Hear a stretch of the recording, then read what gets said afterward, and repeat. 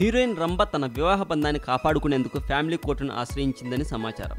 తన భర్తతో పాటు ఉండేలా చేయమని పిటిషన్ దాఖలు చేసింది అని కూడా అంటున్నారు. అయితే దానికి అనుబంధంగా బుధవారం మరో పిటిషన్ వేశారట రంభ గారు.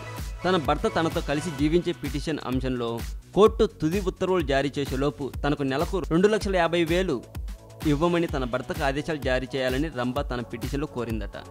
కెనడాలో వ్యాపారాలు చేస్తున్న తన భర్త నెలకు 25 లక్షల వరకు సంపాదిస్తున్నట్టు తెలిసింది. తనకు నటిగా ప్రస్తుతం అవకాశాలేవీ రావడం లేదని, ప్రస్తుతం ఆదాయ మార్గాలు లేకపోవడంతో తాను తన 2 కుమార్తెల పోషణ, విద్య, ఇతర ఖర్చుల నిమిత్తం 2,50,000 ఇవ్వమని తన భర్తని ఆదేశించాలని కోరిందట కోర్టును. హీరోయిన్ రంభ 2010 ఏప్రిల్లో కెనడాకు చెందిన ఇందిరన్ పద్మనాభంను పెళ్లి చేసుకుంది. కొన్నాళ్ల పాటు భర్తతో కలిసి టొరంటోలో నివసించిన రంభకు 5 ఏళ్ళు 19 నెలల వయసు ఉన్న 2 కూతులు ఉన్నారు. వారిద్దరి మధ్య మనస్పర్ధలు చోటు చేసుకున్న గొడవకి కారణాలు ఏంటో బయటకు ఇంకా రాలేదు. కొన్నేళ్లుగా వీరిద్దరు విడిగా ఉంటున్నారని కూడా సమాచారం. ఈ విషయం ప్రస్తుతం ప్రైవేట్ వెబ్సైట్లలో హల్చల్ చేస్తుంది.